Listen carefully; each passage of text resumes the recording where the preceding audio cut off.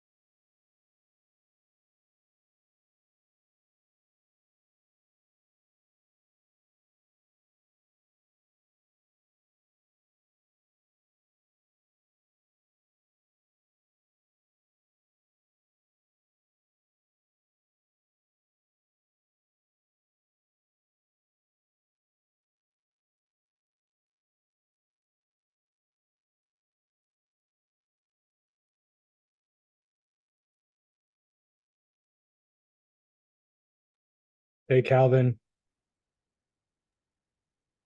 Hey, Uh, yeah, we're just hanging on the Zoom, but I guess Gerardo and I mentioned briefly we probably should introduce maybe like you can. Do you want to introduce us when with the chair? Or should we each introduce each other, or like before we give the opening talk? yeah, good question. I mean, we have our name on on Zoom, so it's not like they don't know who we are, right? Do Yeah, you it's like, true. like a longer introduction about? Well, you could just like maybe you could say you're the secretary for the SFTP organization and you're like a neuroscientist. You could say I'm an editor for the magazine and like a postdoc researcher in environmental management. Like I could just give you, we don't have to, but we I don't know. What do you think? I don't really think it's necessary because I, but I don't think it's necessary. Like at first my inclination would just be to say it's not necessary, but I guess whatever the norm would be is like what we should follow. right, right. Um, Well, I mean, I'm either way. What do you what does Geraldo think? uh, I think he said we probably should. Okay, Um, can I just so can I just email you like my oh, you want me to do it for all three of us? maybe if it's quick, maybe then yeah. Okay, yeah, Gerardo, are you here? Maybe he left for a minute. it's also being recorded, so Here I am. This part's I being arrived now. yeah, they record everything. So Yeah. don't say no, anything weird. no, of course not. But that's we did. Yeah, we had a chat before, but Yeah, but I think you are speaking about the presentation, right? yeah, Yeah, I think that maybe we should present ourselves, maybe towards each one of us about something like I'm a Marie Curie fellow at the University of Verona. You, Calvin, you are the secretary, right, of the Science for the People organization, and Edward is postdoc at the University of Toronto, something like this. yeah. Yeah. Or I mean, or do we want to just do it like I just pass it to Edward and then we can all do our introduction ourselves? Or do you want me to just like have a list and then I'll just read it out? For me, it's the same. Calvin, if you're okay with just reading it out, Okay. Yeah, I mean you can just put it in the chat or something, then I'll copy that to my note and then I can read it out. I'm just emailing it. Okay, yeah, that works.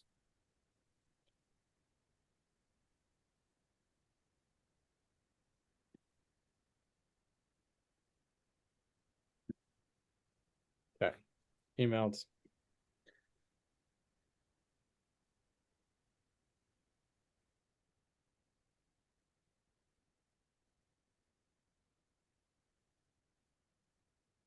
Calvin, you prefer by email or on the chat?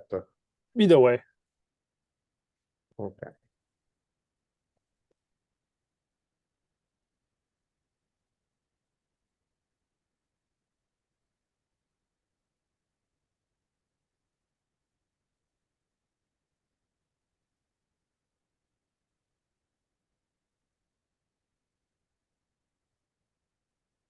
Okay, another question. You mentioned 20 minutes per paper, right? Yeah, if And you does agree. yeah, no, yeah, it sounds fine. I'm wondering, is there time for like quick questions right after, or do we just save everything to the end? Maybe. Or it depends on the time. And then we can also keep time. Maybe we can have or kind of one quick question at the end of each presentation, or kind of quick question after all the presentation of the first part, but the general discussion at the end of the second. I don't know. Right. What do you think? Right. Yeah, I feel like we could do like quick question after each presentation. But like I will tell everyone to be like this has to be like clarification or very short, you know, like if you have like longer comments or questions, then save that to all the way to the end. Does that make sense? Okay. Yeah. Perfect. Fine with me. And because we have 4 presentation, then there are 60 minutes, right? Plus 15 minutes of the presentation by Edward, and I think we have enough time for this small question. Sounds good.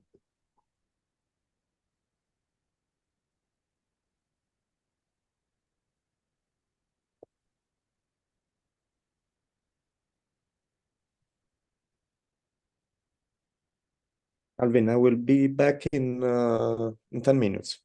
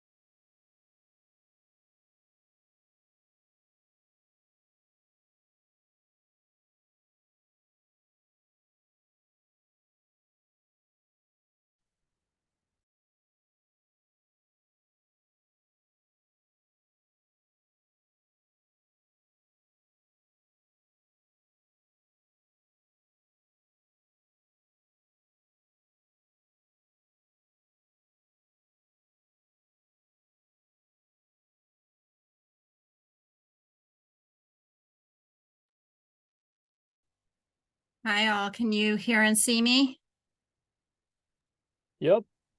Okay, wow. good. I have made so many mistakes today, but somehow this is working out and I'm so excited. But I'm gonna Excellent.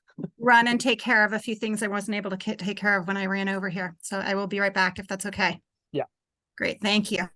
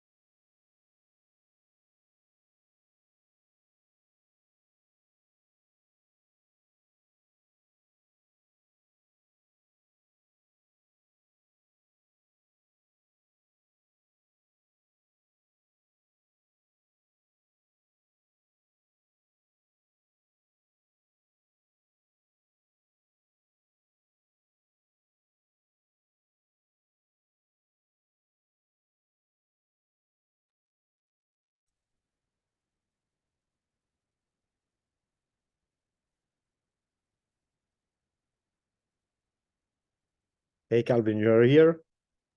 Yep, I'm here. Okay, no. You can say also only Marie Curie Okay. without say Svadoshka. It's more complicated, but Right. I was like, no should I worry. say that? Right. No problem. No, because I copy paste the complete name of the fellowship and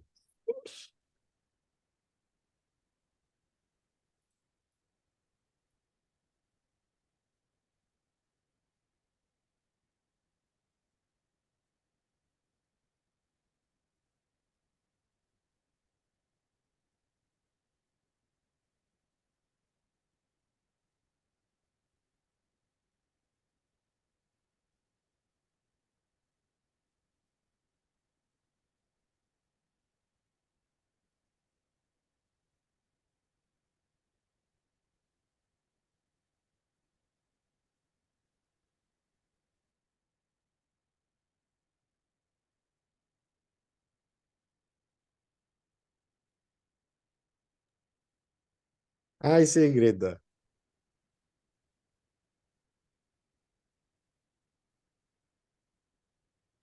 I was gonna say, Sigrid, I think you're muted, but then I So I realized am. I was also muted when I.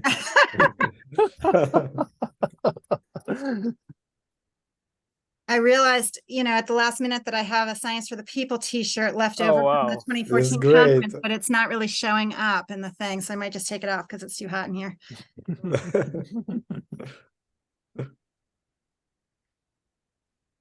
Actually, it's probably too hot in here because I just like ran from across campus where I was teaching Tiananmen Square of all things, Oh, wow. and Fang Li and leftist critiques of Fang Li and all kinds of things. So it feels very relevant.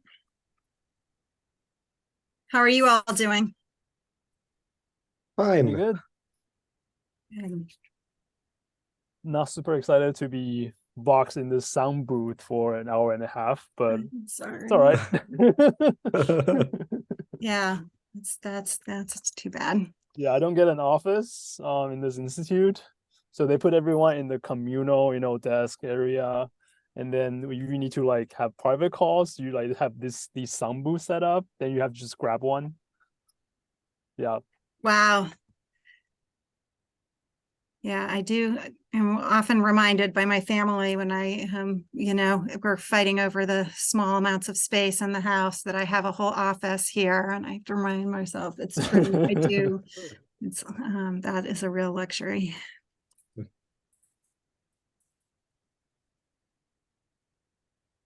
So who, if any, is anyone in Hawaii right now of our folks, or? Not that I know of. I think every presenter is attending only virtually. Yeah, I think so. But there's like a room where people can go to. I thought I saw some instructions about that in the 4S communication, that like if you wanted to join a remote panel, you could. So who knows, maybe there are people out there in a room, in a box. There could be, although I don't see any. If that is the case, it hasn't joined yet, Okay. but it could be at 1:30.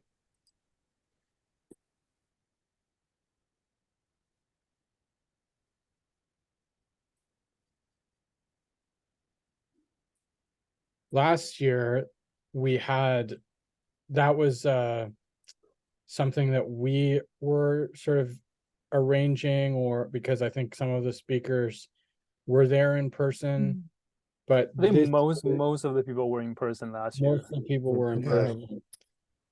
Whereas this year, I don't think we received much communication about that. So I'm not sure if it's something they're just taking care of entirely on their end, or The or thing not. I saw said, if you want to attend, if you're in person and want to attend a Zoom, remote panel, let them know. So, and they will set it up in a room or something. And then or they'll let you know which room it's being set up in or whichever. So maybe if nobody asks for it, it's not set up, but.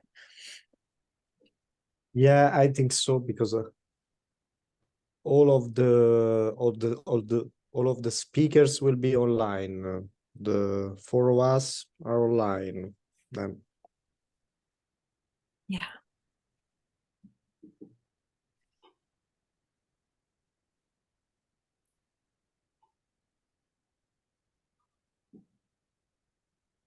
And where are you physically now, Gerardo? I'm in Manchester, in Okay, UK. great. Now is 6:30 p.m. Okay.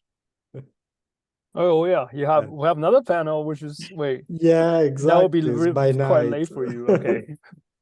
And then it's very late also because tomorrow morning I have a flight to go back in Rome for some medical stuff. I go only for some days, and I'm quite worried about the time. I'm gonna I'll probably just be passive tonight because family stuff, and I've got a Science for the People meeting, or Western Mass Okay. chapter 5:30 to 7, so our time, and it's 7. So it's just, and I've been on, like I left the house at 7 in the morning, so I'm kind of burning it at both ends here, but I would really like to see that. And Owen Marshall is presenting in the evening, right? Yeah.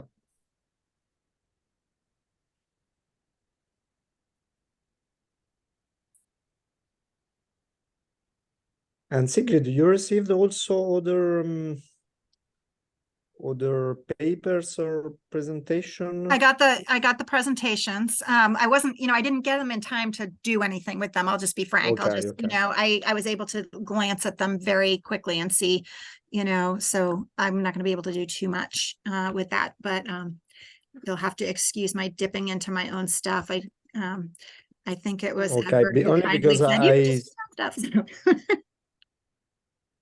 Sorry, go ahead. only because I was asking only because I received only two, and the third you sent us today.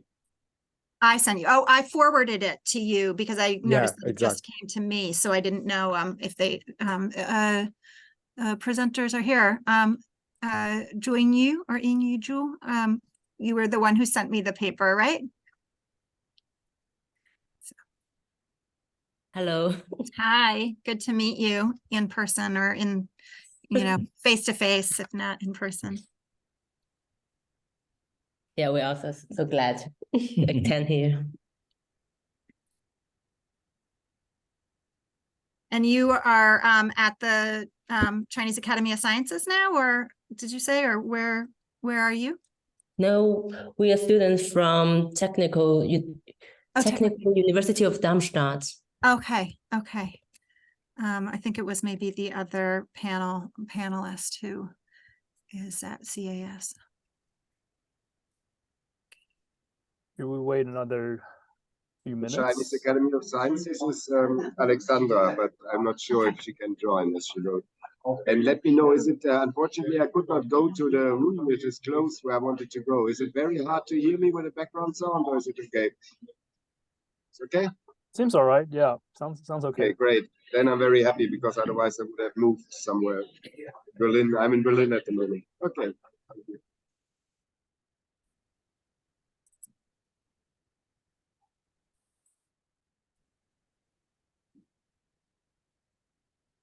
So should we wait a little bit longer, or should we get started? I don't know, maybe 2 minutes. All right, let's wait What do you till think? yeah, let's wait Waiting till a little bit might be good, because many people are used to using Zoom like this without having an account, so it took a bit of time. yeah, makes sense. Let's wait a little bit longer.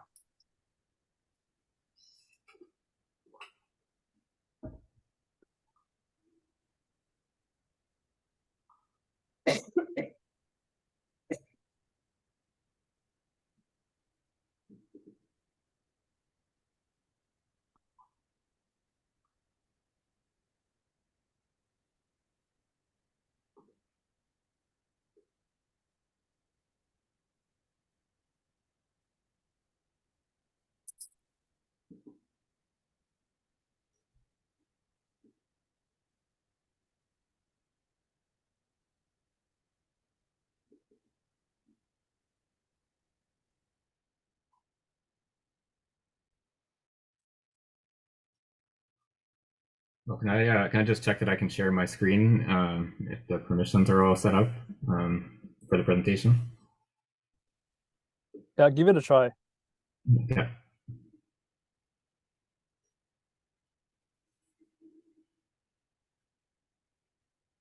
Let's do it once.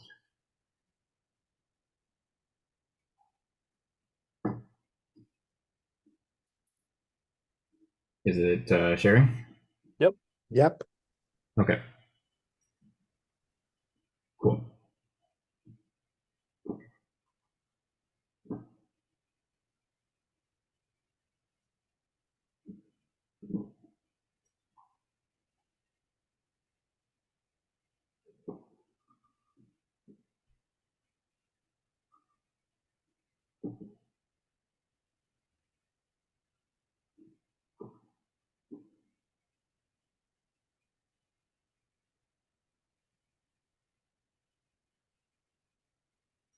I think I'm up first, right? Is that the order we're doing it? Yeah, but Yep. I'll start with the introduction, and actually we have like an introductory talk by Edward. I'll talk about it once we start. Sure. And do you think it's a good, I mean, maybe now is a good time to just get started. Yeah. Cool. All right. Welcome everyone. Good turnout. This is Marxism and STS. I was gonna make a joke that if you're at the wrong place, please stay, because this is gonna be one of the best.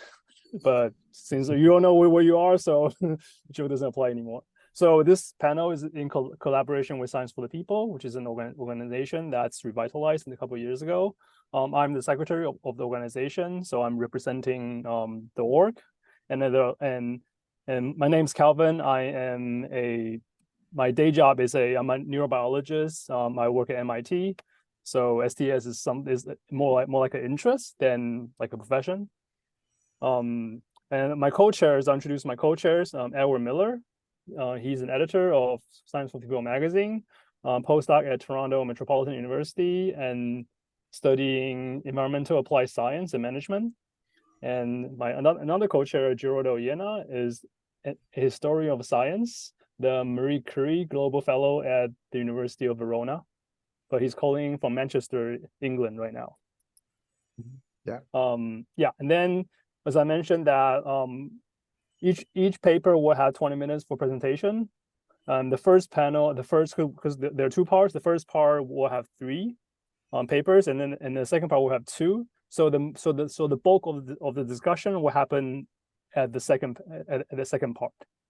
But before we get started, I'll let Edward talk about some pretext of why we propose the panel and some thoughts that we want to share up front. Edward, go ahead. Thanks, Calvin. So yeah, I'm gonna just read a opening statement that the 3 of us prepared to sort of introduce the themes of the panel. So, what is, what has been, and what might be the future place of Marxism in STS? It's not possible to give a univocal answer to this question for at least 2 reasons. Firstly, there is no single Marxism, but various Marxist traditions that have been applied to the study of science and technology over time.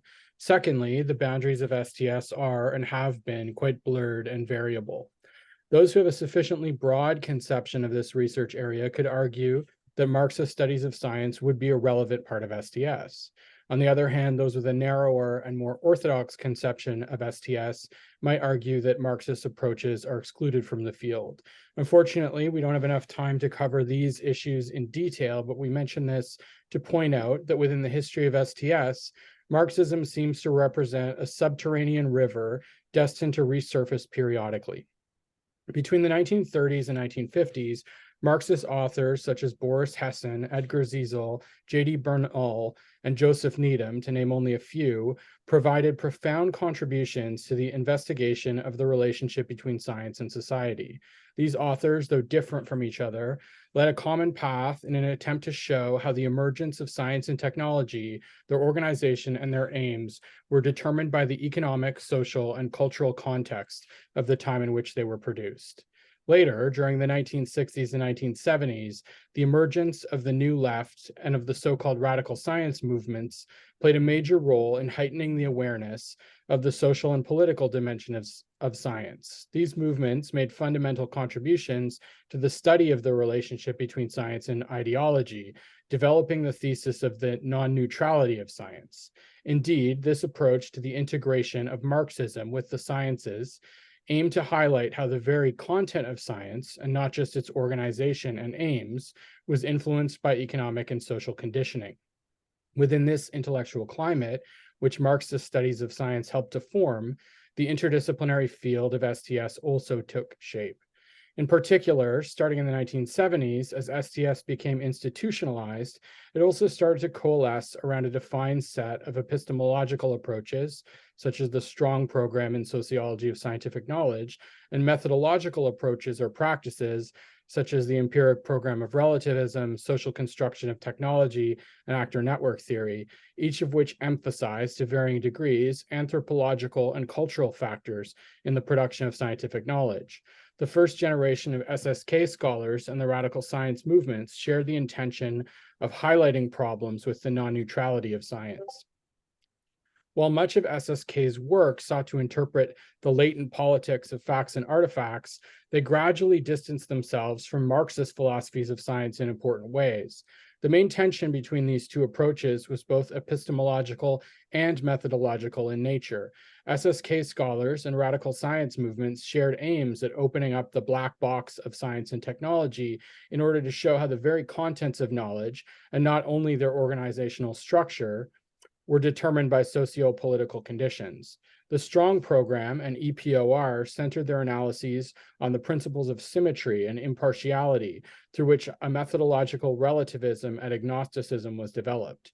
Woolgar and Ashmore, for their part, further developed the reflexivity initially proposed by the Strong Program, while Collins considered it immobilizing as a methodological principle.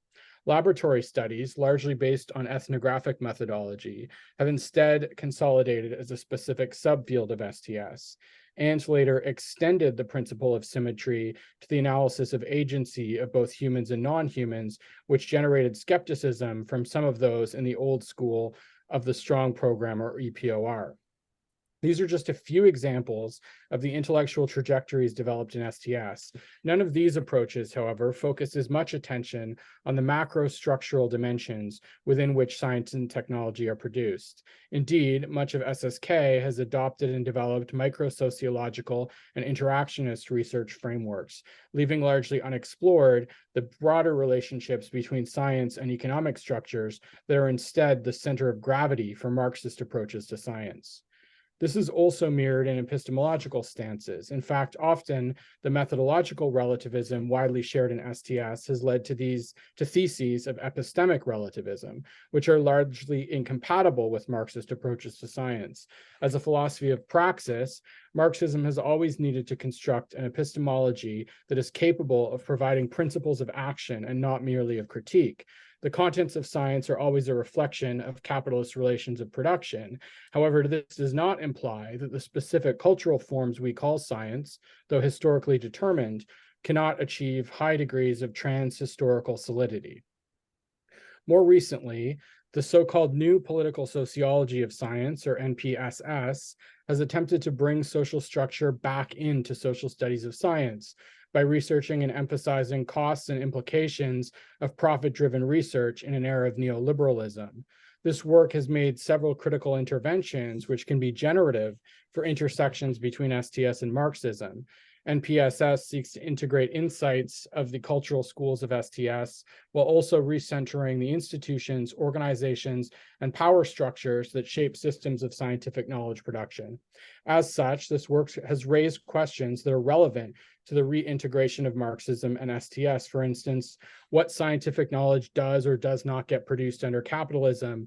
How does access to knowledge relate to unequal distributions of resources and power? Who has the power to set standards, rules, baselines, and what are the implications of those standards for power relations?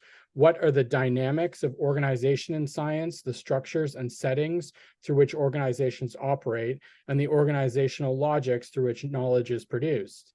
This branch of STS has made some important contributions that could form the basis of a productive bridge between Marxism and STS.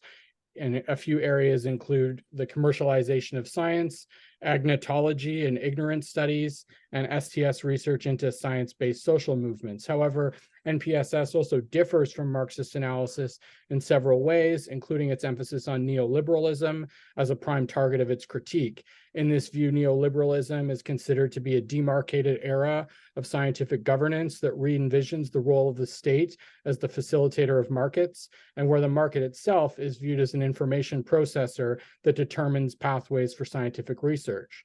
In a provocative article from a few years ago, Philip Murawski extended this critique to highlight how some underlying assumptions of certain strands of STS themselves could be interpreted as mirroring a neoliberal epistemology and philosophy of knowledge. While STS work on co-production, for instance, has produced valuable case studies of how technocratic scientific governance structures foreclose public participation and engagement in detrimental ways, Murawski argues there's also the potential for reifying a philosophy of knowledge which resembles some of the core claims of neoliberalism, mirroring rhetoric that frames democratic engagement as stakeholder consensus, multi-party cooperation, partnerships, efficiency, and inclusion, while potentially underemphasizing the role of the private sector, how the capacity of the state to regulate industry has been eroded, how the scientist's ability to pursue research independent of market imperatives has been weakened, and how industry itself can fund or tilt the direction of the direction of public participation in scientific governance and the production of science, for instance, through a highly sanitized version of citizen science or open science that's largely consistent with the aims of the private sector. So there's many important insights, theories, and methodologies from different strands of STS, which can and should inform our understanding of how science is shaped by and also shapes capitalism.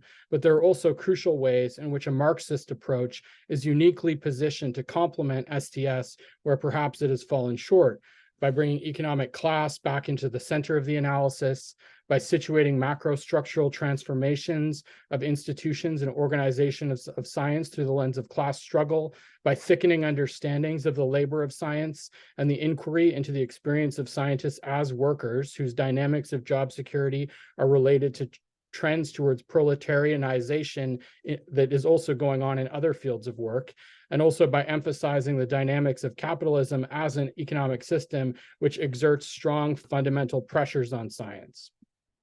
So today we're entering a new phase. Traditional theoretical approaches in STS seem to have entered a crisis as debates emerge about how to properly address pressing contemporary issues, such as the role of science and technology in militarism and neocolonial occupations, the environmental crisis, the management of global pandemics, and the role of algorithms, surveillance, and AI in cementing global power structures.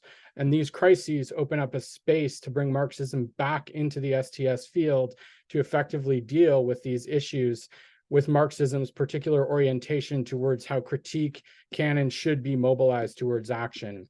And with that, we'll pass it along to the first speaker.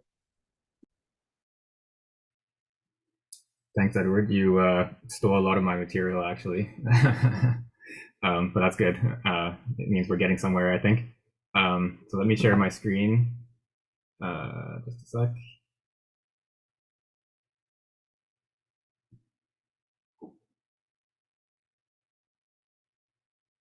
So hopefully everyone can see my screen now. I will fix the presentation in a second. Okay. So the title, as you saw in the schedule, Marxism in and Laboratory Life, an Alternate History. And this is the beautiful cover of the second edition of the book. I'll talk a little bit about the difference between the two editions later on. So the contents of my presentation, so the introduction, I'll look at some this Marxist strand within Laboratory Life, and then the Marxist reception of the book, so a couple of reviews by Marxist scholars. Then I'll evaluate some of the material that I discussed earlier, and then wrap up. So I'll go over this bit pretty quickly because this is what Edward had already talked about, but some of the early history of social studies of science was, of course, by Marxist scholars like Boris Hessen, J.D. Bernal. But then as STS became institutionalized from the 1970s onwards, it has increasingly left Marxism out of the picture. And so one sort of development that I take as a sort of symbolic of this change is how Radical Science Journal, which was founded in 1974 as an explicitly Marxist journal, has been transformed in 1987, was transformed into the journal Science as Culture, which is now just an academic STS journal that has no real connection to Marxism. But again, as Edward mentioned, there are some, even if certain authors don't explicitly talk about Marxism or make reference to Marxism, there's a certain heritage of the earlier Marxist studies of science. For example, I would argue that the Strong program in the Edinburgh School, associated with David Bloor, this ambition of providing causal explanations of scientific knowledge is a sort of afterlife of Marxist ideas about providing explanations of social phenomena like religion, politics, etc., based on economic factors. And I'll talk a little bit about that at the end of the presentation. So I just want to maybe situate a little bit. So I'm going to skip forward to later Latour works on in his more explicit engagement with Marxism and sort of try to show why this is kind of a strange relationship in laboratory life in the earlier work. So in his, so he in general rejects the strong program and any sort of causal explanation as a kind of reductionism, and he develops his whole actor network theory as an irreduction is his term for it. So not reducing any element in the construction of science to any other element. And there's this one paper from him from 2004 that has gotten a lot of attention. Why has critique run out of steam? And the paper is very sweeping in its claims, so it's hard to pin down exactly what his targets are a lot of the time. But it's clear that when he talks about critique and he criticizes critique, he means Marxism as well as other forms of critical theory. So I'm not going to read this whole quote, but I'll just mention. So I've italicized this line, economic infrastructure, where he gives a list of some of the different types of social explanations that have been offered for phenomena as part of what he calls the critical gesture. So an economic infrastructure here is obviously a reference to the Marxist concept of the base and superstructure relationship. So again, he's rejecting the types of explanations that Marxists offer for social phenomena in general and of science in particular. So he's definitely not a Marxist. But nonetheless, I am going to look at some Marxist elements in laboratory life. So that's the topic of this section. So first of all, there are some, he uses, or they, I should say, Latour and Wogar use some Marxist terminology in laboratory life. For instance, they repeatedly describe their project as a materialist project. So in this first quote, they compare themselves to the 19th century biologists who had proposed materialist explanations of living beings or phenomena of life, and how they were always in conflict with vitalists or people who posited that there was some sort of irreducible element of a living being that can't be explained in materialistic terms. And so they described their own approach to science as being similar to the materialist mechanists who were trying to explain life in terms of matter and mechanism.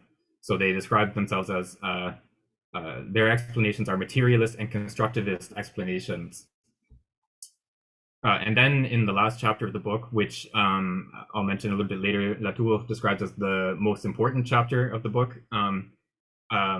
So they praise Léon Brillouin, a French scholar, and his work is sort of the core of this notion of information in science that they develop in that chapter. So they praise him as having made important contributions to a materialist analysis of science production. So again, using this term materialism. And then another Marxist term that they adopt in the book is productive forces. So they describe the laboratory as the laboratory is the workplace and the set of productive forces which makes construction possible. And again, this is a Marxist term. In addition to just sort of basic terminology, there are a few explicit references to Marx and other Marxist authors. So there's a passage, I didn't reproduce the whole passage here, but they're describing the way that scientists, the notion of realism or relativism and various other epistemological positions is something that the social studies of science should not take a position on, because scientists themselves adopt these various positions at different points in controversies. So at one point they may adopt a realist position, and then at another point they might adopt a positivist position or a relativist position. And so what social studies of science should do is to analyze the way these arguments are in practice actually resolved, as opposed to taking a position on one of these, in favor of realism or relativism or any of these positions. And then in that passage, they quote from Marx's thesis on Feuerbach. So there's this famous quote: "The question of knowing if human thought is able to reach an objective truth is not a theoretical but a practical question. It is by practice that man ought to prove the truth, that is, the reality and the power of something beyond his thought." And so it's a kind of a strange usage of this passage, but again, they're making positive reference to Marx here. They're not criticizing Marx. They're sort of adopting this statement as their own. And then later on, there's a reference to Althusser's concept of the spontaneous philosophy of scientists, which is just in one of the notes in the book. And they this is an interesting passage because in general, they're very critical of any sort of intellectualist explanations of science. So anything that appeals to scientists' ideas or thoughts in their head, etc. But in this case, they adopt this this idea, and they mention very briefly some of the ideological presuppositions that some of the scientists bring to their work. Whether they treat their scientific production in a purely sort of economic manner, or what sort of political ideologies they bring to science. So they refer to Althusser and briefly discuss the ideology of the scientist in the lab that Latour studied in. And again, they don't criticize this notion the way that they do other sort of intellectualist notions in the study of science. But the most sort of central Marxist concept in the book is this notion of the cycle of credit. So here's a diagram from chapter 5 where they discuss this cycle of credit. So this is there's a whole chapter on this topic, and the cycle of credit is explicitly modeled on the cycle of capital drawn from Marx's book Capital. So in Capital, Marx describes how there's this cycle from money to commodities to more money, as the capitalist buys means of production, pays wages to laborers, and then hopefully, if everything goes well in the whole process, they earn more money at the end of the cycle. And then, so the cycle of credit likewise involves an investment on the part of the researcher. The researcher invests credit in a statement. They exchange that credit for resources such as laboratory equipment, money to pay technicians, etc. And then the hope is that they will earn more credit in return and then be able to repeat the cycle. So based on this concept, they analyze business strategies in science. So they look at the careers of some of the scientists in the lab and the different moves that they've made, moving from one lab to another, publishing papers, etc. They analyze these moves in terms of profit and loss on the credit balance sheet. So have they earned more credit or have they lost credit by making this move? They explicitly describe the director of a lab as a capitalist. So here's this quote. I won't read the whole thing, but the director of a lab is able to invest credit not in their own work, but in hiring other people to do the work for them and produce knowledge under their direction. And then they also describe how an individual scientist or a lab can go out of business if the investments of credit that they make don't pay off. So if you sort of stake your reputation on a claim, you put a lot of money and time and effort into proving that claim, and then no one else buys the claim, as we say. No one else believes you. No one else uses your the products that you produce in your lab, etc. Then you've failed in your investment, and maybe you have to retire as a research scientist. Maybe your lab closes down, etc. And then a final Marx reference. I'll come back to this one a little bit later, but they compared their notion of the cycle of credit to Marx's discussion of the cycle of the commodity in Capital. That's what this reference here is, 1867. And they point out how this notion of a cycle means that we don't have to understand anything like the ultimate motivation of scientists. So scientists could have any number of different motivations. They could, have a pure interest in the truth, or a purely economic interest in earning money or whatever. But either way, they're still in part of this cycle of investing credit in propositions and trying to earn more credit in return. And like I said, I'll come back to this towards the end. So the next section, I will talk about the Marxist reception of the book. So there were at least 2 Marxist reviews, or there are 2 that I know of. There may be others in the early years after the first edition came out in 1979. So there's John Stewart's review, Facts as Commodities, which appeared in Radical Science Journal in 1982. And Richard Wolff's Science, Empiricism, and Marxism, Latour and Woolgar versus E.P. Thompson, which appeared in Social Texts in 1981. So both are generally positive. They both appreciate the book. I will focus here on the Stewart review. The Wolff one is very strange. It is essentially just sort of trying to score points against E.P. Thompson and the criticism of Marxist theory. So it's not that relevant to what I want to discuss here. And the Stewart review was also published together with a response by Latour in Radical Science Journal. And then in the second edition of Laboratory Life, there's a postscript where they incorporate a few comments on these 2 reviews. And it's actually fairly hard to get a hold of this first review from Radical Science Journal because it's not indexed by most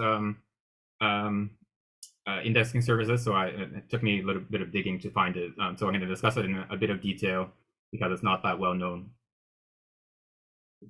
So like I said, it's mostly positive, or it has a largely positive evaluation of Laboratory Life. He focuses his discussion on the analysis of the development of this scientific fact, the structure of this TRFH, this releasing factor or hormone. There's a controversy about that discussed in the book. And he emphasizes Latour and Woolgar's account of the splitting of the statement into the statement itself and then the real object that is that the statement refers to. So in the early stages of development of a fact, you have a statement that may be probable or possible. And then as the fact becomes more and more established, at some point, the statement splits into the real object that the statement refers to, and the statement about the object is true because it refers to that object correctly. And then he also talks about this, what he calls the inversion, which is that this process that leads from the statement to the object gets sort of flipped around so that instead we take the real object to be the justification for the statement. And so Stewart mostly accepts this account. So here's a quote that is generally just a sort of restatement of that thesis. And he interestingly here also makes a reference to Sohn Rethel, who is a Marxist scholar, a German Marxist scholar, and Stewart here refers to this phrase, the historical origin of ahistorical thinking. So we have these scientific facts that are held to be true, independent of any sort of historical development. And then we want to trace the historical origin of the holding true of those facts. But then he does have some criticisms of Latour's work, or of Latour and Woolgar's work. So he states that his major frustration is that they focus on the micro level, the micro social reality, and then they present this reality as an absolute given. And again, this is something that Edward talked about in the introduction. And so again, this focus on the micro level ignores the macro level structures that determine the micro level, and also the possibility of changing those structures. So again, I won't read this whole quote, but he describes how this story about producing facts is something that has a certain social necessity. There are reasons why our society, or a society structured like ours, produces this account of scientific knowledge. And then we can also imagine that future societies may have different stories about scientific knowledge production that are not the same. And he explicitly talks about capitalism as one of these ahistorical givens in laboratory life. So he talks about the cycle of credit model and the way that science is explicitly described as a capitalist structure in laboratory life. But then he points out that Latour and Wogar have basically no evaluation of this whole process, this whole cycle of credit. They just describe it and don't say anything. Is this a good structure for science to have? Is this a bad structure for science to have? They're sort of maintain this stance of neutrality on this topic. And then in particular, they don't, as this next quote describes, they don't look at any sort of relationship between the hierarchical and exploitative internal social relations of science and this positivist illusion, this account of scientific knowledge as this objective fact that exists prior to our discovery of it. And then they furthermore don't look at all at whether science, these different structures in science are related to class relationships in society as a whole outside of science. And then he, of course, Stewart says that yes, they are related, and socialist science would be very different. So I'm going to turn now to some evaluation of some of these concepts and the use that is made of them. So I want to look at the postscript to the review. So there's Stewart's review, there's a postscript, and then there's Latour's comment, which is primarily directed towards the postscript. So the postscript is based, as Stewart says, on some friendly criticism from Les Levideau and Bob Young, who were both on the editorial board of Radical Science Journal at that time. And so there's two main questions. The first one is the question of relativism. So if we hold that the positing of a real object by science is a kind of false consciousness or an illusion, does undoing that false consciousness leave us with a kind of subjective relativism? Is it like, is the fact that, this statement about TRF is produced through this capitalist structure, if we criticize that structure, are we left saying that TRF is only has this particular chemical structure under capitalism, for example? That seems like a hard position to hold. And Stewart wants to sort of thread the needle between relativism and realism by emphasizing this analogy between construction of scientific facts and construction of machines. So in both cases, there's a tendency to forget the social relations in which they're embedded. So and Marx discusses this in the case of machines, how capitalists treat machines as producing value sort of autonomously, as opposed to analyzing the social networks in which machines have to be embedded to be able to use them to extract value. And then on the other side, machines don't just work in any way. You can't put a machine together any way you like in this sort of free-for-all. Only certain ways of putting machines together actually do what you want them to do. And then likewise for scientific facts, you can't put them together any way you want. There's a certain resistance to this arbitrary assemblage of scientific knowledge. So then Latour's response to this point is interesting in that he insists that his position is not relativistic.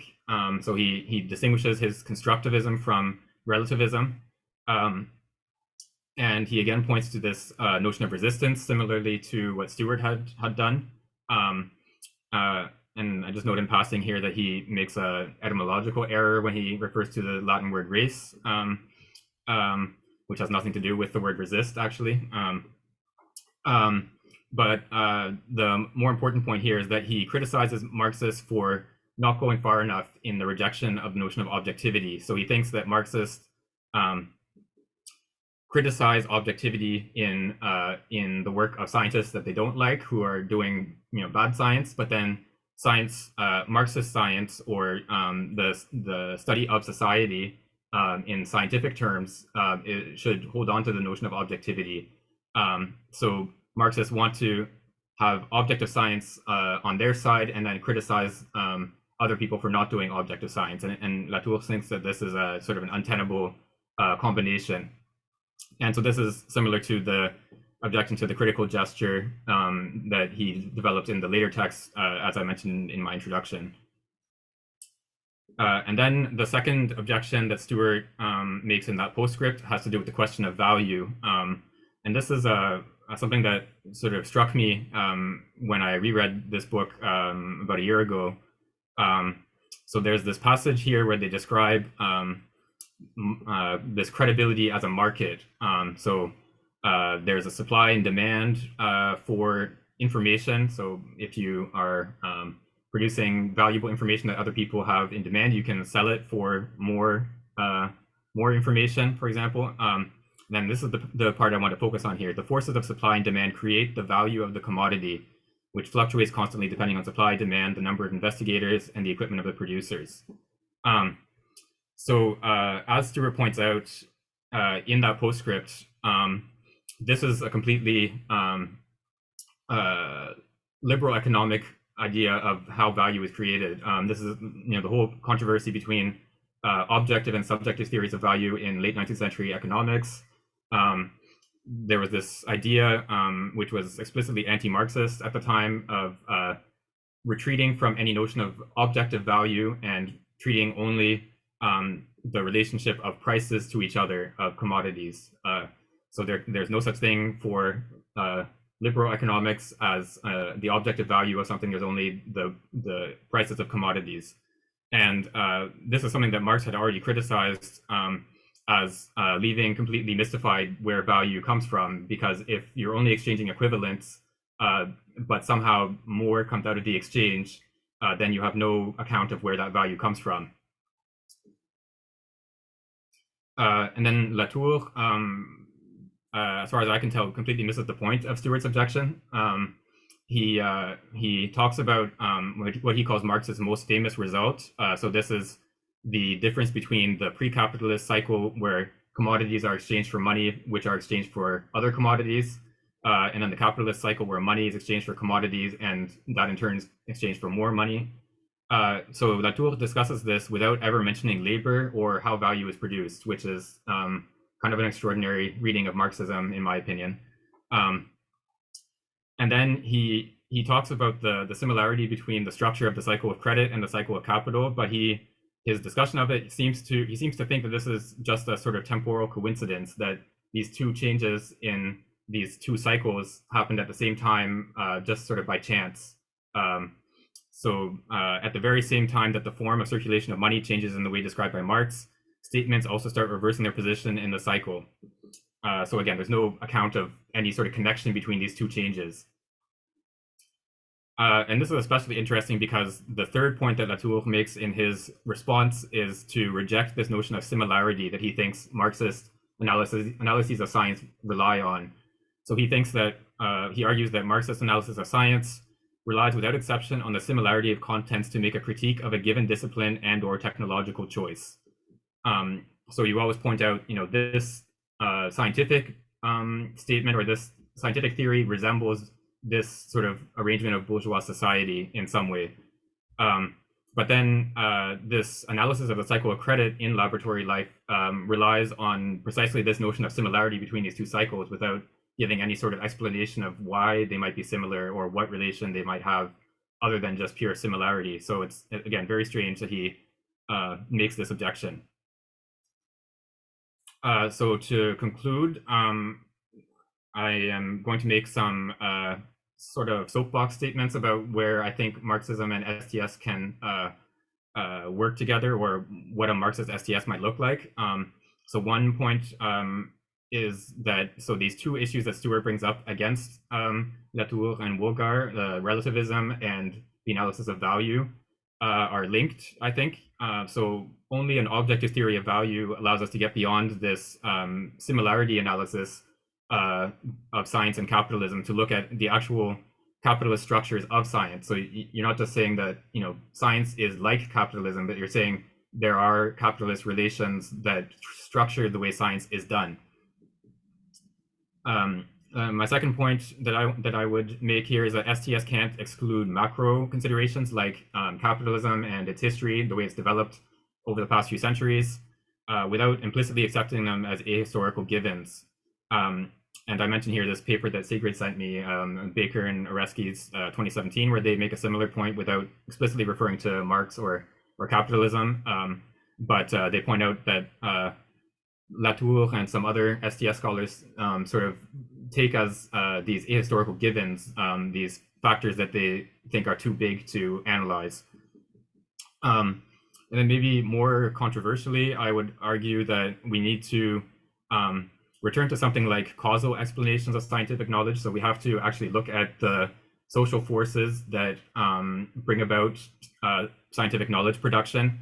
And this is precisely what Latour told us is not allowed, that we shouldn't be doing. And I think what this means for us is that we need to have confidence in our capacity to produce knowledge. So we can't sort of retreat to a non-knowledge position of just sort of describing science in our own terms. And I think this ambition is sort of exemplified in this quote from David Bloor that is actually put right at the beginning of Laboratory Life. So he says, if sociology could not be applied in a thoroughgoing way to scientific knowledge, it would mean that science could not scientifically know itself. So we have to, I think, understand STS, or the study of science in general, whatever form that takes, as an attempt to actually understand science in scientific terms. And so, yeah, again, having that confidence in our own knowledge production. So thank you, everyone. If anyone wants to reach me, here's my email. This is an underscore that you can't really see, but you can email me. And if you want to find me on social media, I mostly use Blue Sky these days. And this is my handle. So thank you, everyone. Thank you, Josh. All right, let's move on to the next speaker. And I believe it's Yingyu. You're up, I think. Yes. May I share the screen? That's all.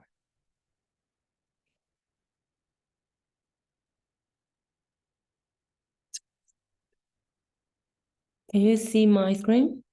No? Is the microphone? No, I think we're not muted. Yes, we're not muted. Yeah, we can see it. Okay, great.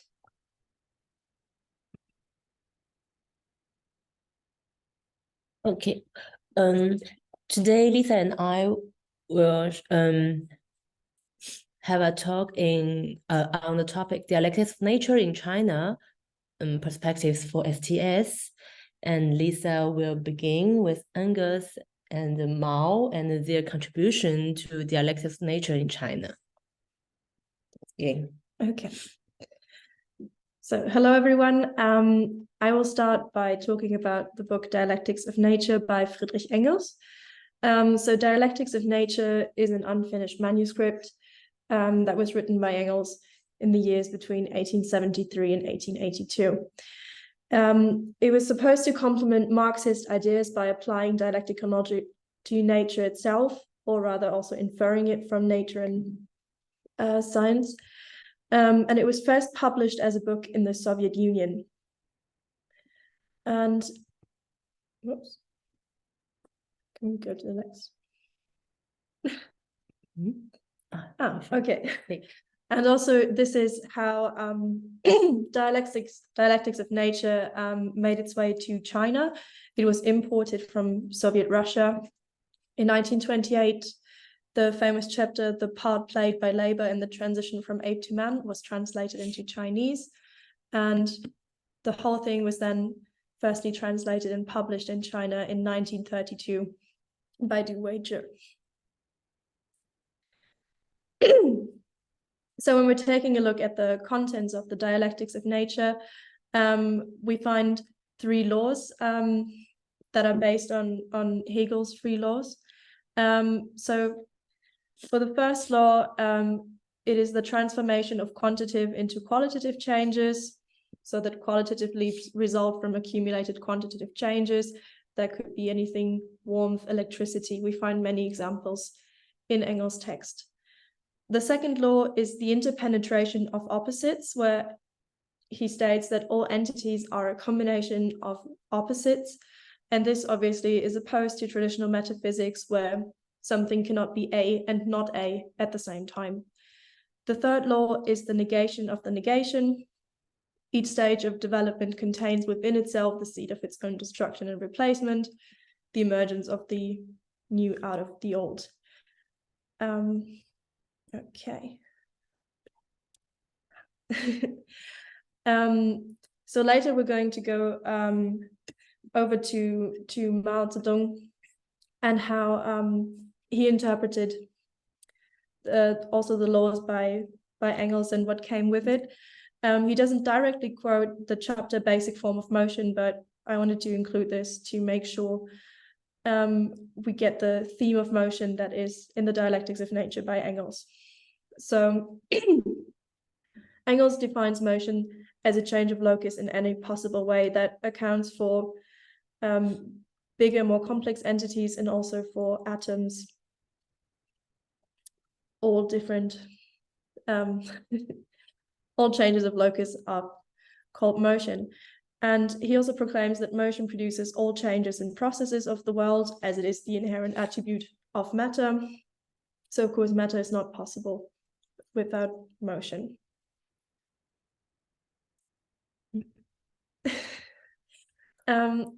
So there's never a possible state in which an equilibrium is reached and therefore motion would stop.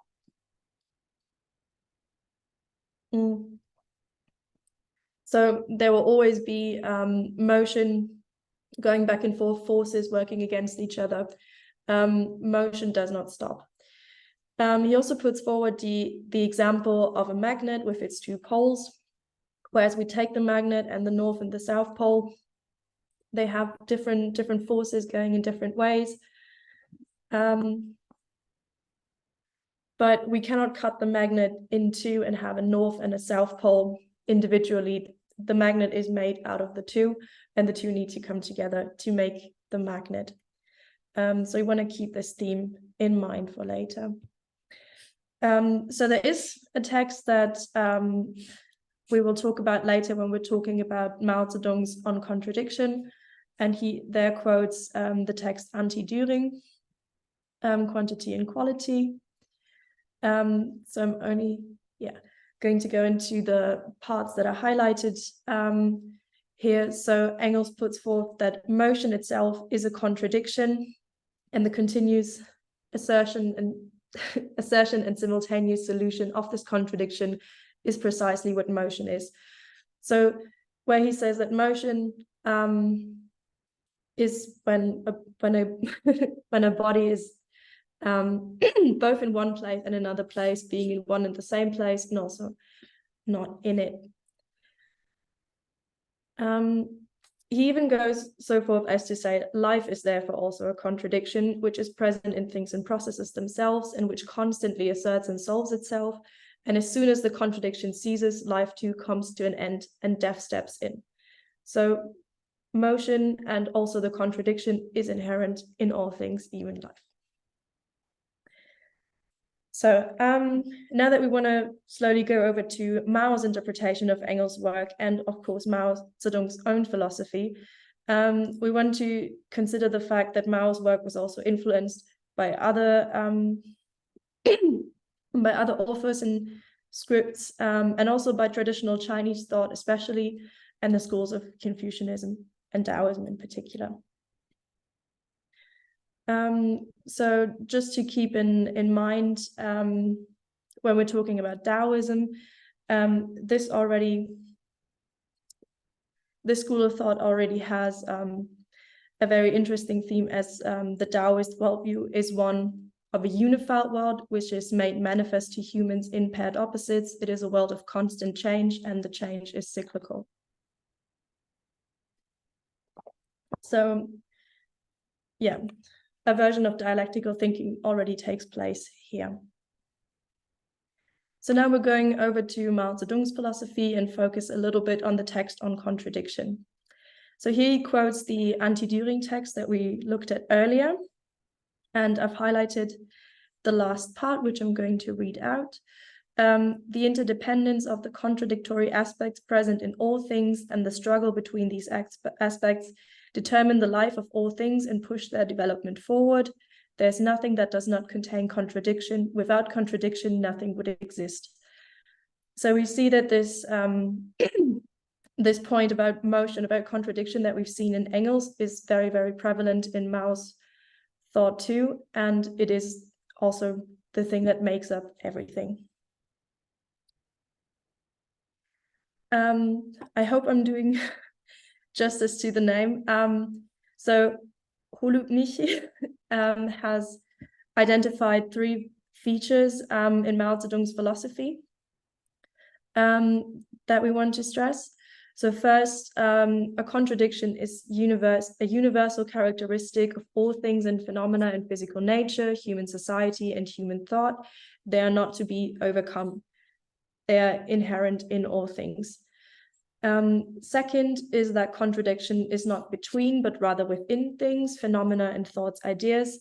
So it's not 2 entities that just have forces that go against each other. It's within everything that we find contradiction, and we can investigate it, as we will see later.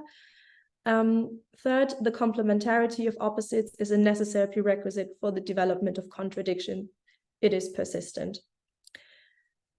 So when we're going to look at like the scientific method that Huluk Nishi identified in Mao's text on contradiction,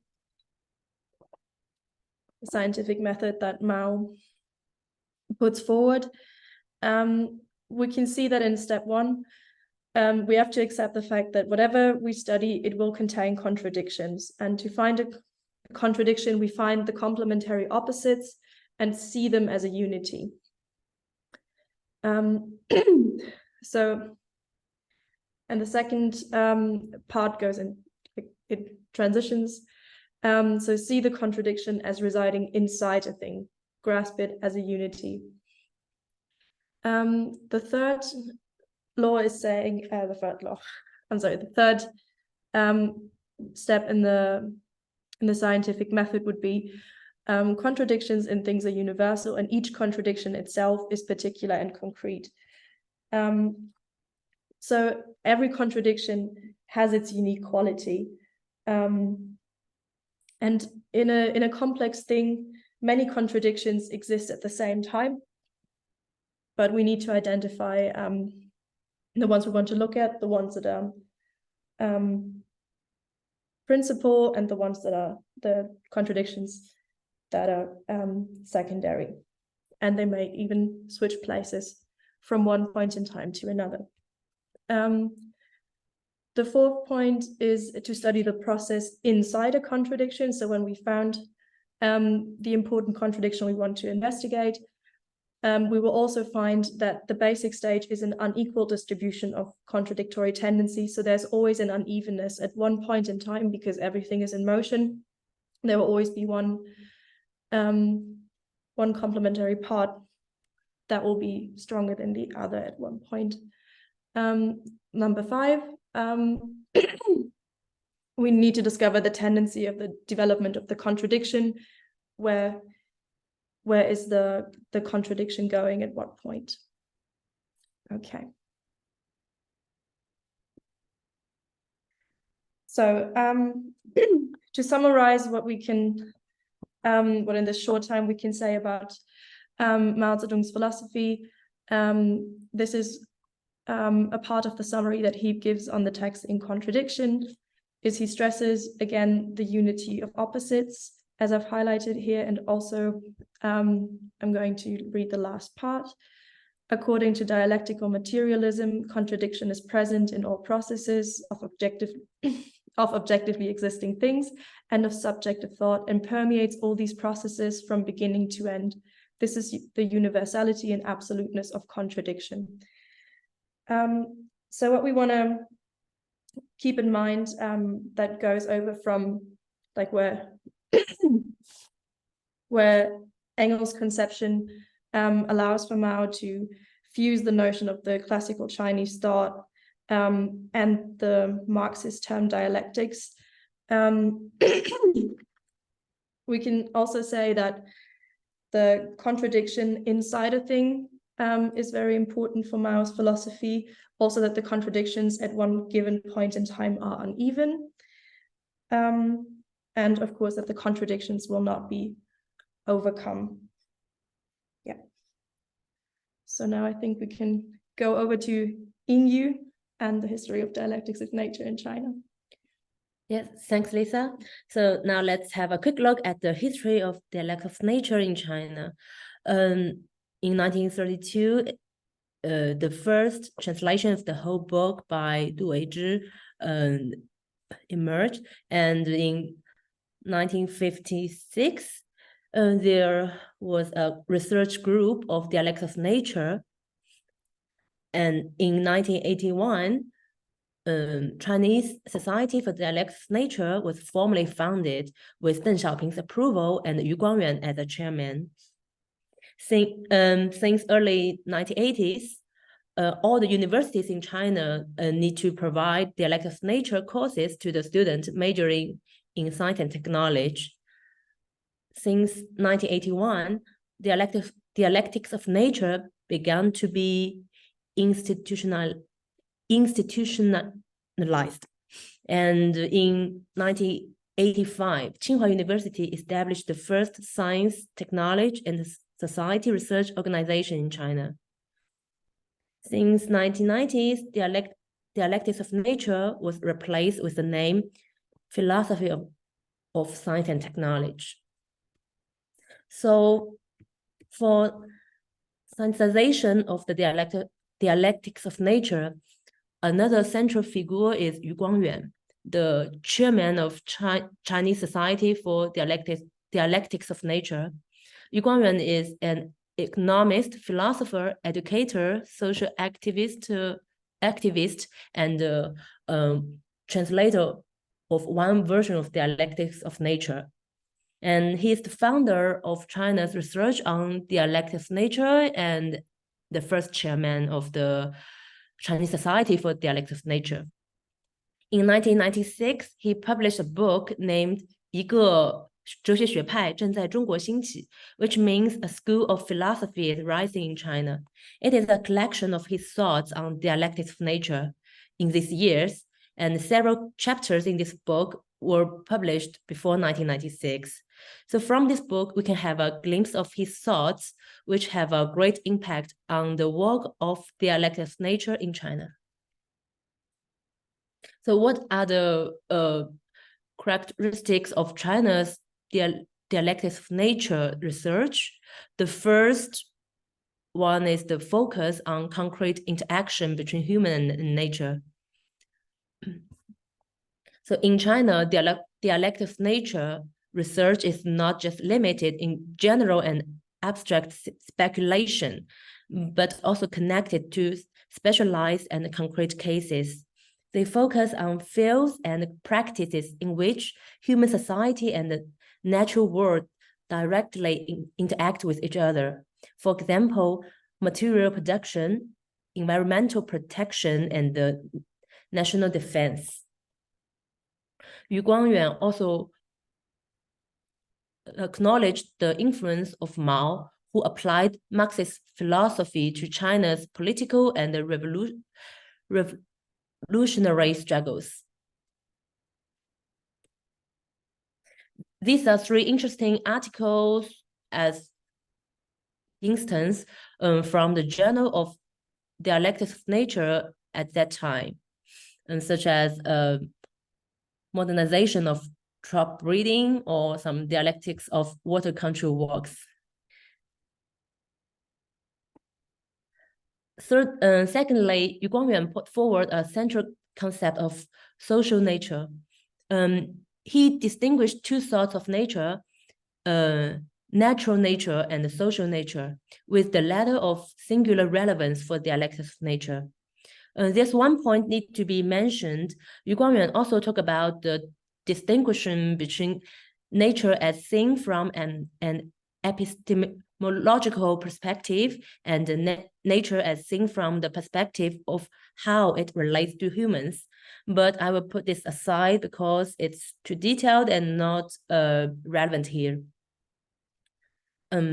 Social nature is based on natural nature, and they together make up all of the nature. So social nature is the entire spectrum of social natural substances. Social natural substances substance refers to product of human society, shaped or affected by human labor, but not limited to artificial objects, because the scope of artificial is too narrow. Quite a few substances are not processed by human, but influenced by human society. Coal, axe, machine, device, and human are all such kind of social natural substances. So we know material production is the most fundamental aspect of and when we have a look in the process of production, we can find that the raw material of production is usually social natural rather than pro-natural nature.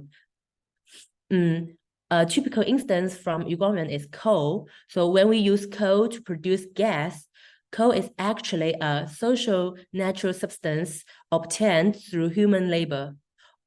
Although the coal obtained from mining, from the human labor, doesn't look any different from natural coal deep in the mountains, we cannot use coal to produce gas without the labor of mining.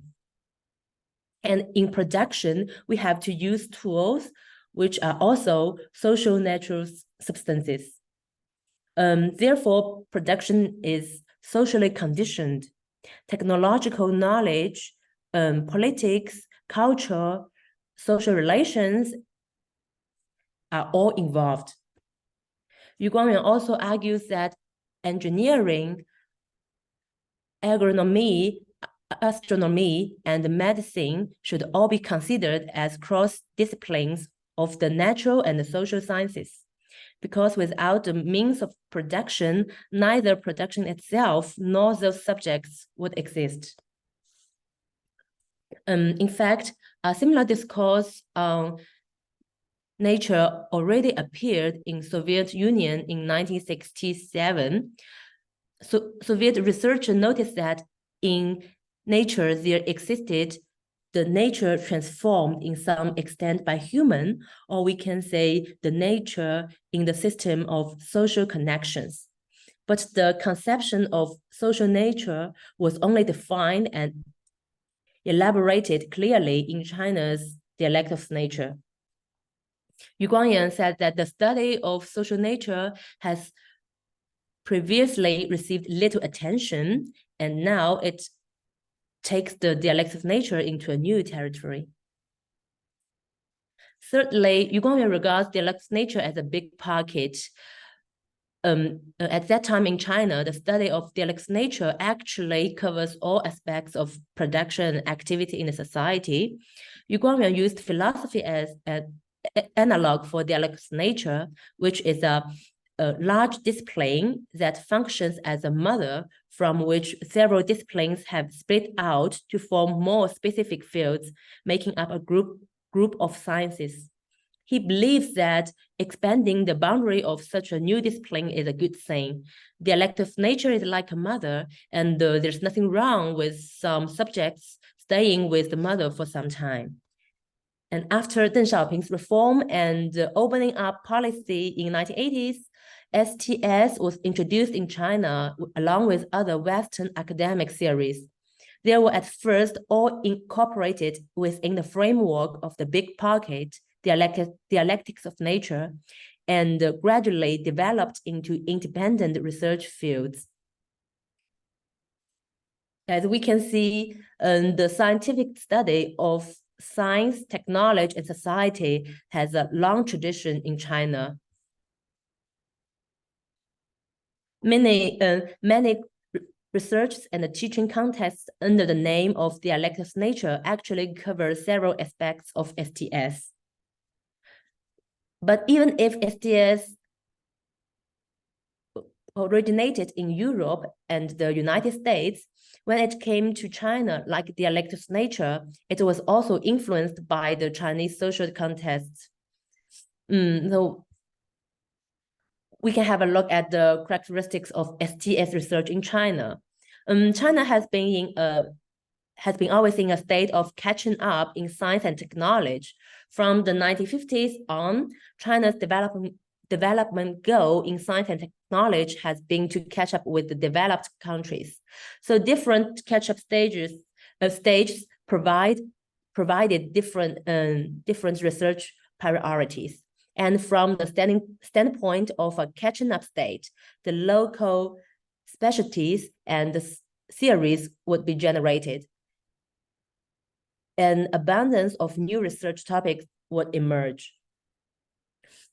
Different from the West, technical optimism always prevails in China. This can be partly attributed to the statement of Deng Xiaoping: science and technology constitute a primary productive force, which is now rooted in China's policymaking and the educational system. So STS in China also takes the same responsibility like dialectics of nature, concerns economic and technological development. And it is also important to note the unique connection between STS and dialectics of nature. After its institutionalization, STS institutes are associated with research and teaching tasks of dialectics of nature. And the basic chain is from dialectics of nature to philosophy of science and technology and to STS. So it gives rise to the question: does this trend undermine the specific character of Chinese dialectics of nature and the Marxist tradition? However, the development of STS in China is not without obstacles. In recent years, STS institutes at Tsinghua universities and Peking University were closed out of the adjustment of universities, and there have been some debates and disagreements on the reinstitutionalization of STS. Yuan Jiangyang, who is against reinstitutionalization, holds the view that anti-realism and relativism from Western STS tradition are harmful to scientific and social development in contemporary China. So a common concern is, what is the future path of STS research in China? And the more essential question is, when we reconsider STS in the Anthropocene, is dialectics of nature a more promising program in the Chinese tradition and even for STS? So maybe yes. To conclude, we provide our outlook here. So Chinese dialectics of nature as a challenge to contemporary STS. So rather than some rules from classic STS for the actors or expose knowledge as power, we can reconsider Mao's interpretation of dialectical materialism.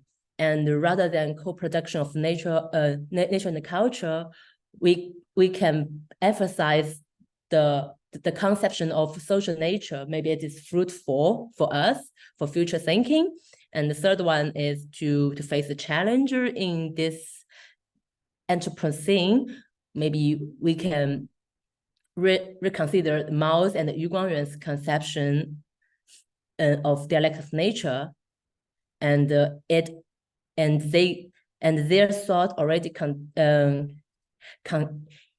incorporates traditional Chinese thoughts with Marxist tradition together and may give rise to an alternative approach to STS. That's all of our speech today. These sources, and maybe you need some appendix here. Thank you. Thank you for a very interesting presentation. Okay, so let's move on to the third, the last of this part, and then we'll continue the second part. And I think Christopher, because since Alexandra is not here, you're presenting, right? Yes, I will do. Just a second.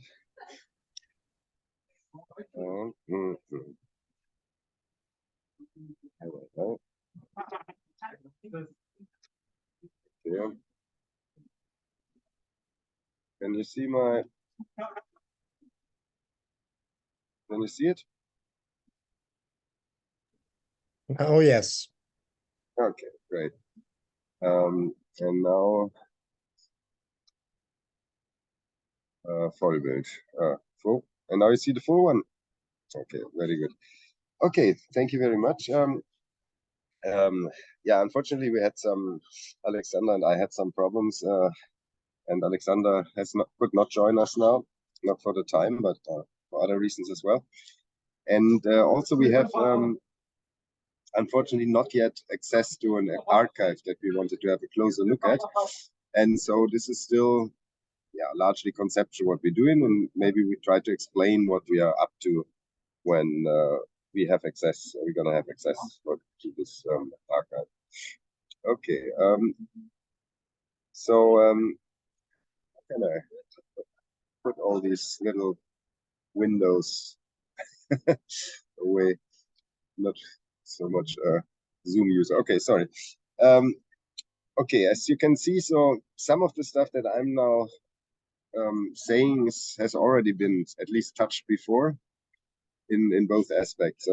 So I would first like to give a kind of brief overview on the relevance of Marxism in, say, proto-STS, very early STS, or before STS, in science studies, so to say.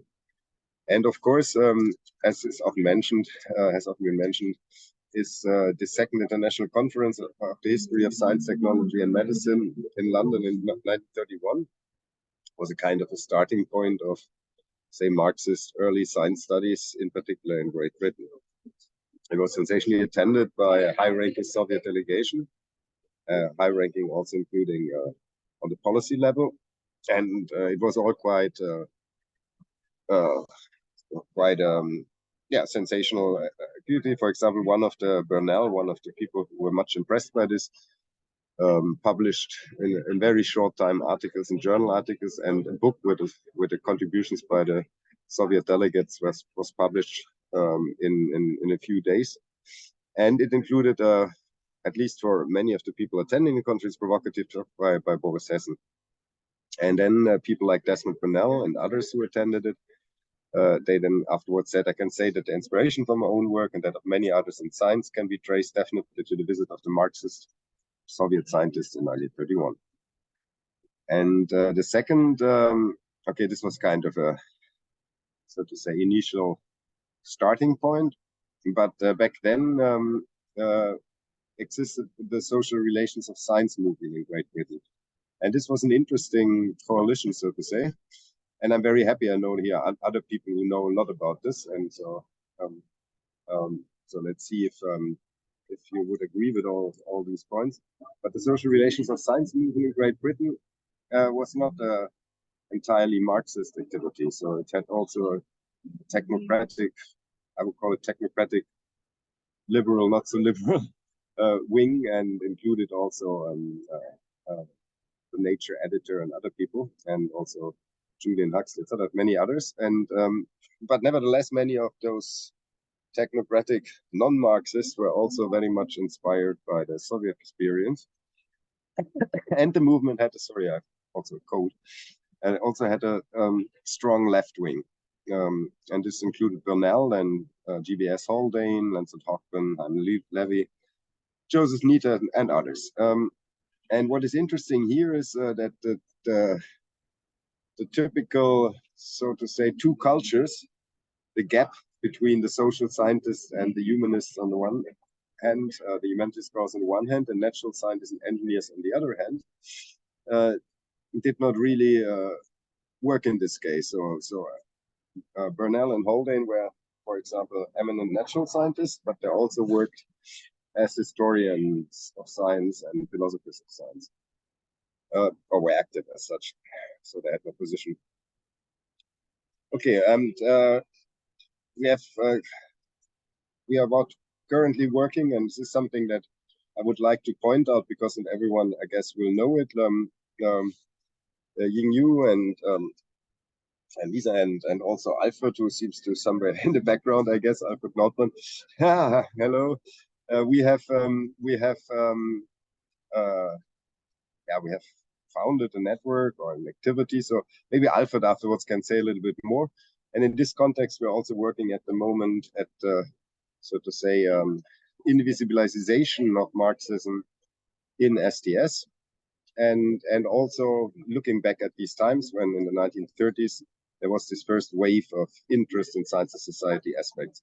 So you might remember there's even a journal which in the first issue, Science and Society, even in the first issue has articles by these Marxist natural scientists.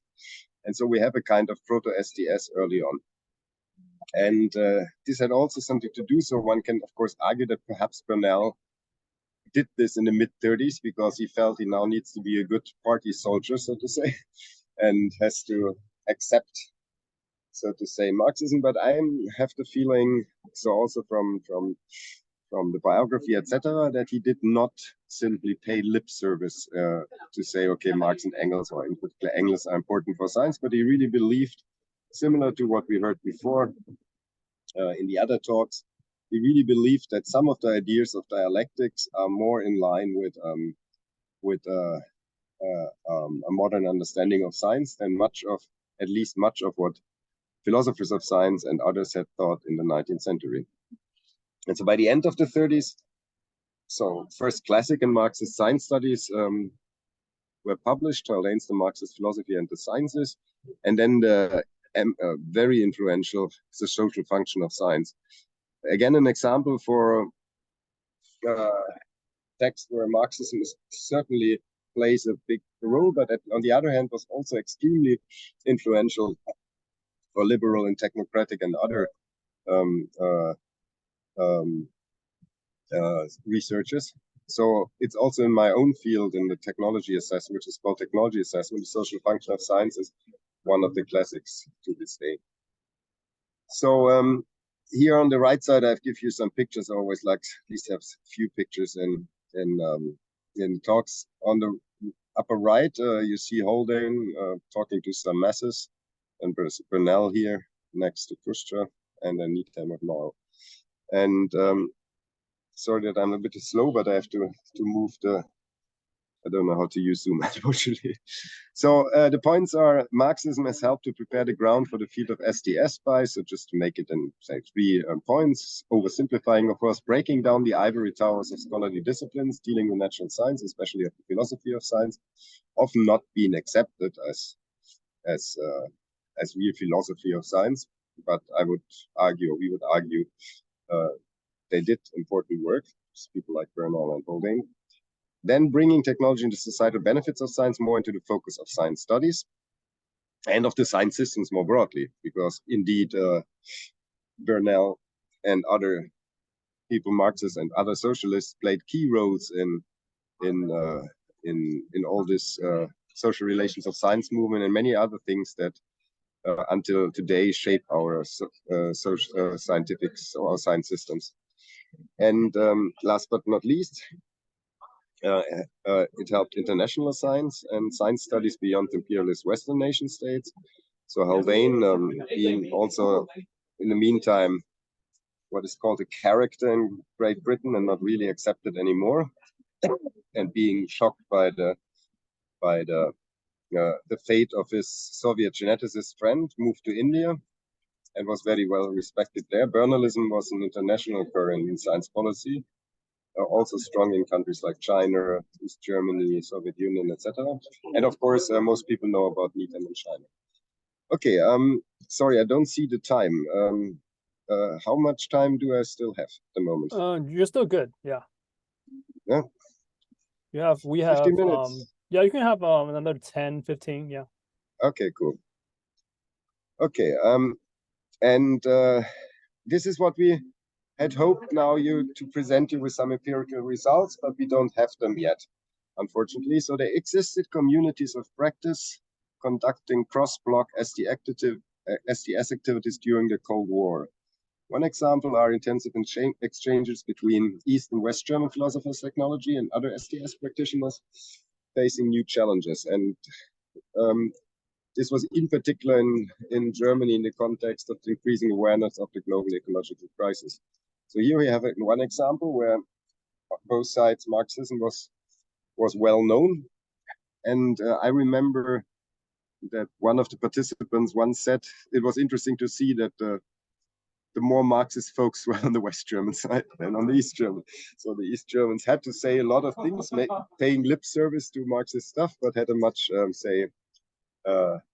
in some ways, much more bourgeois notion of science, and many of the West German were more Marxist. But this just as a side remark. And the second one, and this is where we unfortunately do not have yet access to the archive, is a kind of cross-block science diplomacy by the International Commission for Science Policy Studies, ICSPS, founded in Moscow in 1971. The president was Derek de Solla Price, a key figure, of course, in early STS. And the vice presidents came from USSR and France, and the secretaries from UK and Poland. So it was always West and East combined. So a typical example for an activity where science diplomacy somewhere was conducted across the blocks. And one of their major achievements was the publication of Science, Technology, and Society across disciplinary perspective, which some people call the first STS handbook in 1977. And on the other hand, besides such example for community of practice where one block defining Marxism or Marxism-Leninism as their leading ideology, and on the other side, of course, being many Marxists, because the 1970s was a kind of high time of Marxism also in the West, or in particular in the West. So we have here one example where Marxism, so to say, was a common element, an important element of community of practice conducting such cross-block activities. And of course, we believe that at the moment this is very much needed because we have a tendency to have new blocks. And at the same time, and this is something where perhaps in the discussion later on we can say a few words more. I already mentioned this, also Alfred Nordmann's and with all the colleagues here in Darmstadt and others, this invisibilization of Marxist STS and proto-STS, of Marxism in STS. And I found this always really bizarre. When I first learned about Bernal in the 90s, I did not make even the connection to my work fields, although I had already done an internship there much earlier. I did not even realize the combination. So he is so totally forgotten, although the most important prize, look at what conference we are at the moment, is named after him. And he was much supported and even adored by Eugene Garfield, pioneer of biomathematics, etc. If you look at the prize winners, you see others who had this kind of Derek de Solla Prize as one of the members of this, president of the ICSPS. Okay, Merton, I must be careful, so Merton does not perhaps entirely fit in this list. Alfred could say a few words more on this, but indeed his PhD topic was inspired by Hessen, and some of his key ideas here was also inspired by Bernal. In 1984, Needham got a prize. In 87, Christopher Freeman, many of you will know him, pioneer of innovation studies and technology assessment. Sproul, also a lifelong admirer of Bernal. So it is still present to some extent. People could know, but in particular, since a certain moment in time, it was largely forgotten. And then look at what Ari Ripp in 1999 wrote, so to say, at the peak of say the anti-Marxist backlash in globally, I would say. The STS movement, for all its radical features, continues the tradition of enlightenment. Also, I don't want quote this because of the Enlightenment, but because from the continuity that he describes. From Bernal's optimism that science will lead us to a better world if we could free it from the shackles of capitalism, to the sadder and perhaps wiser version of today. I don't know if it was so wise, but let's see, perhaps wiser version of today, that we should recognize science and technology for what it is and can be and build on its progressive parts. So here one could argue, a little bit contrary to the invisibilization, or maybe invisibilization fits to it, but to some extent one could argue that this kind of basic progressive outlook of STS has been the same even before and after, so to say, the times of the old left and the new left. So. Nevertheless, an invisibilization of Marxism in Western STS at least starts in the late 1980s, for ideological reasons probably, but especially since the global financial crisis, there are counter trends in the EU, the US, and Latin America. So there is more Marxist scholarship on science and technology, and more openly, at least in many countries. And non-Western developments are or should be crucial for global STS, for example, post-Soviet and Chinese schools of philosophy, science, and technology. We have heard quite a lot now about this, China. So I will keep this short, also because, to be honest, if you ask me now about Kedorov, I could not really give you this because Alexandra has written this. So she pointed out that if we look at two major, I would say, world regions or countries or something, China and the post-Soviet world. So on the one hand, we have this close exchange between Soviet and Chinese scholars in the field of history and philosophy of science and technology. Maybe others like EU can even tell more than this than I can do. And then there's and we have heard about this post-reform incorporation of Western STS in China, along with the maintaining commitment to Marxism. We have already heard more about this. And last but not least, there has been a strong anti-Marxist reaction in post-Soviet Russian humanities. As some people say, their opportunism is, as we all know, the strongest ism in the world, the most powerful. It has many been those who, before the end of the Soviet Union, quoted Marx every second sentence, afterwards became fierce as anti-Marxists, always swimming with the flow. Anti-Marxist reaction post-Soviet Russian humanities with the individualization of the Soviet legacy. And as far as I know from other post-Soviet countries than Russia, it's even worse. Okay, and I think I'm still in time. So this is what we would like to lacking yet our empirical results is what we mainly wanted to offer for discussion. Sorry, the background sound. So the case for a new internationalization or perhaps transnationalization of Marxist STS. Marxism is still present. So turning a little bit, Alfred, our original thoughts a little bit, changing, so to say, the focus.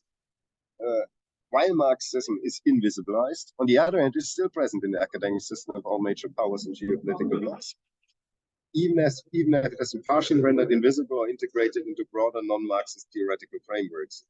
It can therefore serve as an international lingua franca for critical STS. Sounds probably totally outlandish and very, so to say, utopian. If, in particular, when we have also shared in these meetings our experiences in work life with presenting Marxist ideas or something. But in the meantime, I would say, yes, perhaps this is indeed something where critical STS in very different parts of the world could come together. In particular, maybe also some of the stuff that EU has just mentioned at the end of her talk, with some skepticism towards certain strands of STS. And as a potential key element of a transnational republic of letters, so this is this old notion of, so to say, that the academic community worldwide sees itself as a kind of own republic. So usually I don't like these ideas, but given the increasing pressure of the states that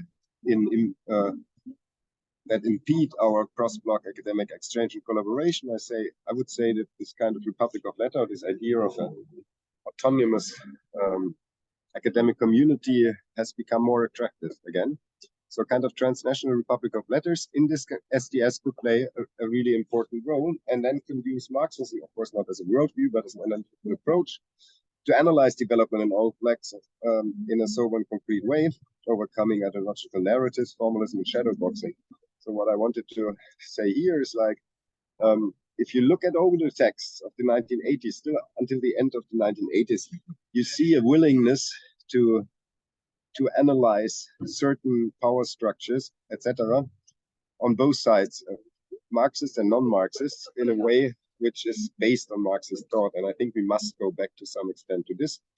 And you see it's more kind of a clear. And it's also something, I think, where we can counteract a little bit in kind of new cross-block activities, the current division of the world in different blocks. And at a time, and this is the last point, and then I'm finished, I finish it. At a time when moralistically justified escalation is coming to a head on the global stage, dialectical thinking can help STS maintain or regain critical stances towards key developments of our time, such as the ecological crisis or the rise of machine learning in AI. And these are all topics, ecological crisis and machine learning in AI, which are immensely political, but at the same time are identified as global challenges in all the blocks, right? And now, in particular, when we discuss with China, where we see perhaps the next escalation coming with China, US, again, I would say Marxism can be a kind of bridge where we can look at such activities, for example, in the context of dialectic of nature, in a less politically charged and ideological way. And then these stances could enable us to truly understand these developments as global challenges for humanity, and not through the lens of national Europeanist special interests. So I'm sorry this was a little preaching in the end, but this is basically a message we wanted to convey and offer for discussion. Thank you very much. Many thanks for your attention. Now, this is the perhaps oldest art work depicting Karl Marx in Russia. In Russian. Thank you. Thank you. Thank you very much. Very interesting. So we have about 10-13 minutes. I can open this up for some initial thoughts, some questions addressing all three speakers we have so far. And as I mentioned that there are two more speakers in the second part, and we'll have a deeper, like a longer discussion session at the second part. So hopefully you can join us in afternoon, evening, like, you know, in a few hours. So Calvin, was I not giving my discussion now? I'm a little confused here. I thought I was on this panel. That's why I was asking, are we on time? Because I thought, am I not giving a discussion here? It seems like maybe there's no time for it now. Yeah, my impression was that no. I mean, because we're assigning 3 here and 2 in the next one, so we're trying to use the extra time in the second section for like a longer discussion. But I mean, we can start having some discussion right now, of course. Yeah, I just don't. I mean, so you were thinking I was delivering my discussion. You know, I was serving as discussant in the second panel. Yeah, that was my impression, right? This is a little bit hard. I'm not sure that's actually going to work for me, but that's okay. I'd rather have the it open for discussion now. I want to make sure people have a chance to talk.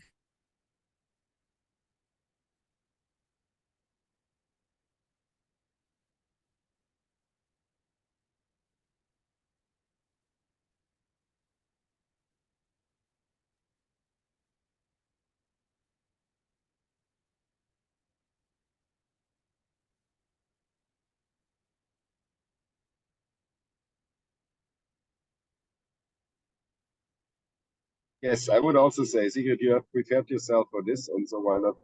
Yeah, go on. I could. I mean, I'm a little worried. I mean, I feel like, well, I guess we're 11 people. I mean, is that going to cut things off? I'm just a little worried I might not be able to be even on. I wasn't aware that I would, you know, I thought I was getting it now. So are people able to stay on and hear it? It's like 15 minutes of comments that I wanted to deliver, and I'm not sure that they're nearly as interesting as what you all have to say. So I hate to put myself, you know, forward. No, I would say please do.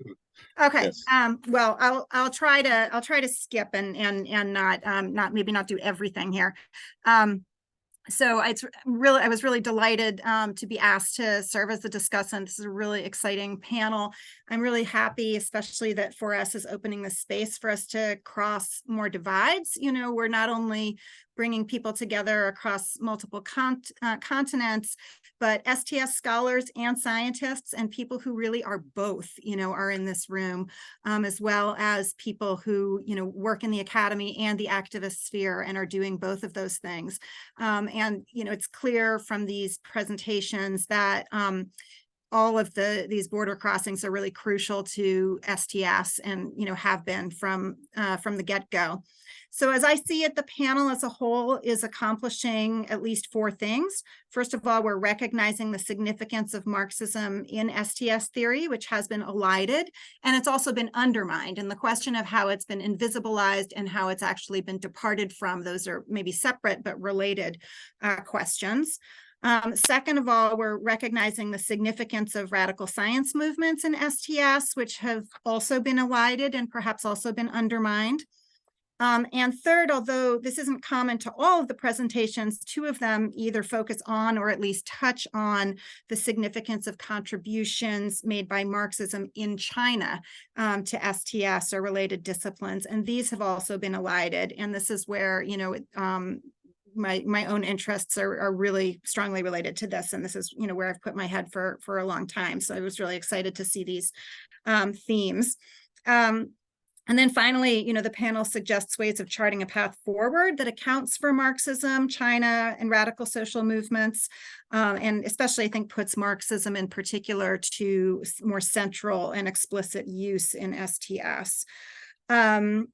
So the organizers, their introductory presentation, you know, offers this very helpful tour through the panoply of STS theorizing and its relationship to Marxism. And this is built on, you know, by the presentation we just heard from Christopher as well.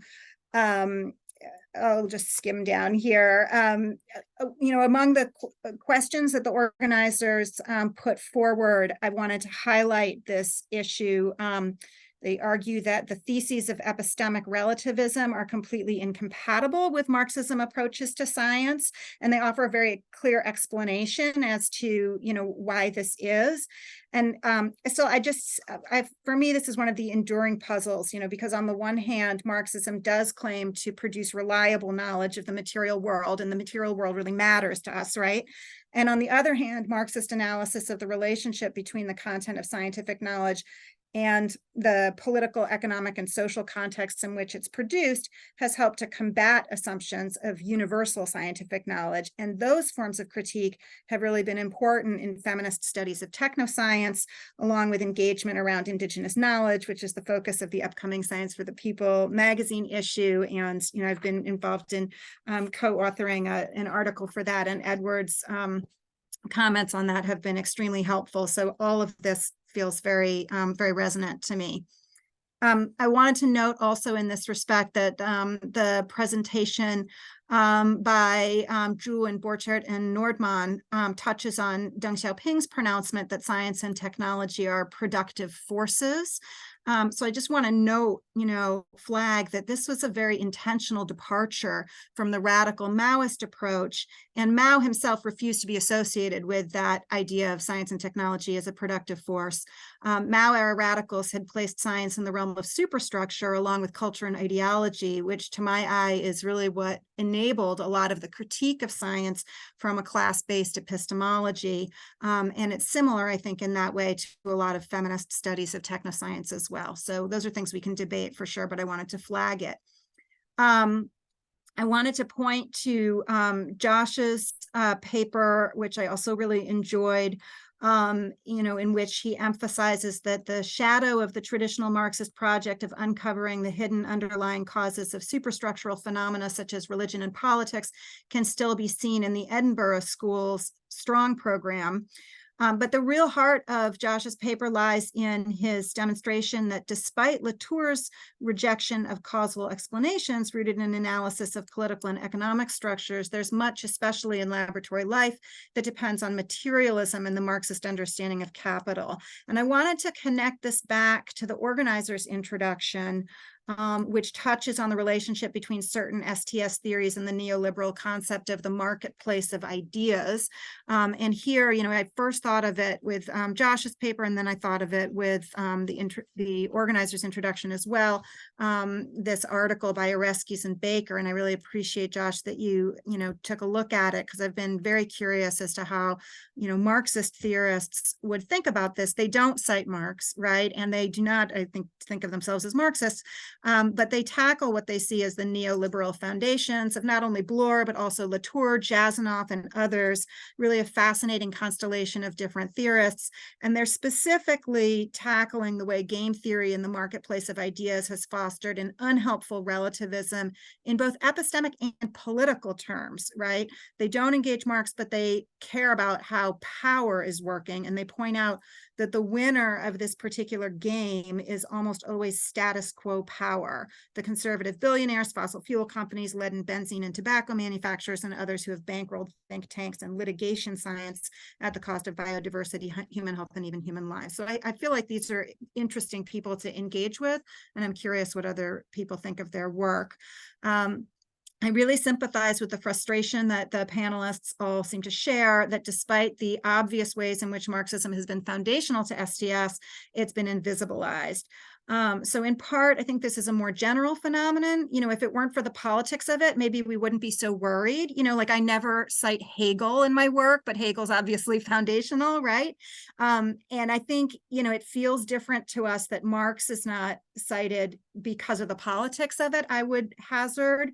I'm reminded actually of Donna Haraway's famous, at least in certain circles, takedown of Latour at a 4S conference in 1994.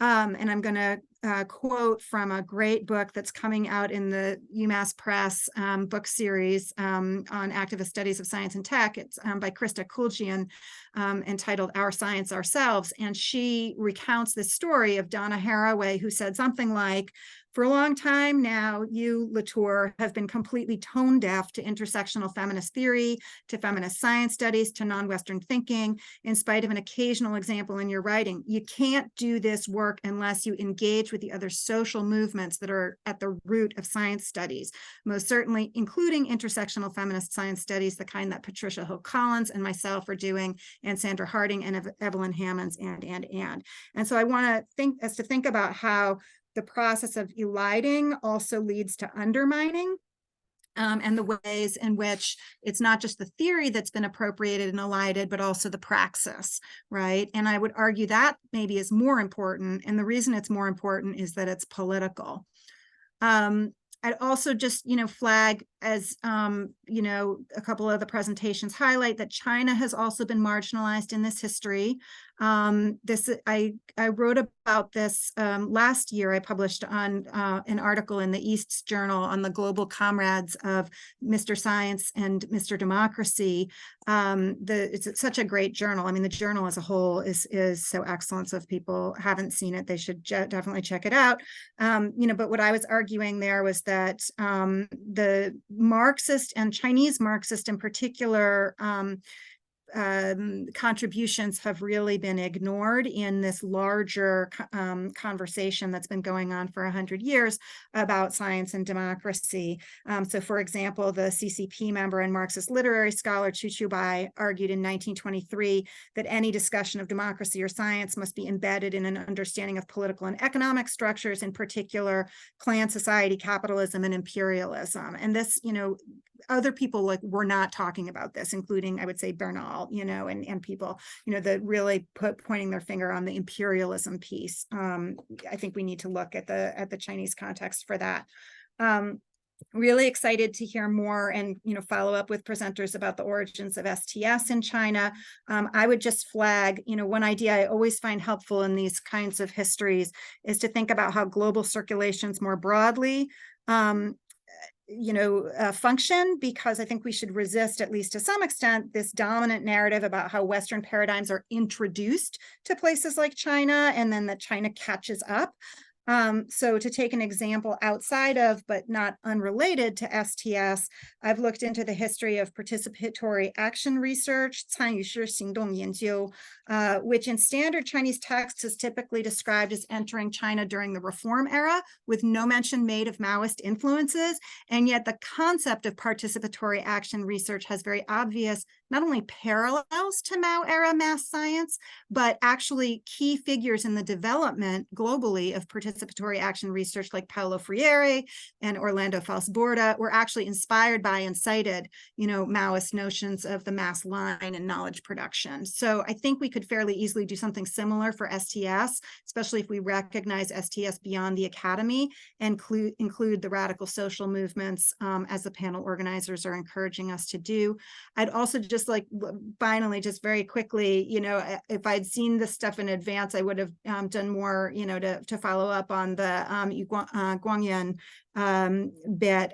He is such a fascinating historical actor, Deng Xiaoping's speechwriter, architect of market socialism, whose thinking also really cross-pollinated with agroecological systems theory and engineering. I've been analyzing him to some extent within my own research with respect to the emergence of the ecological civilization concept in more recent years.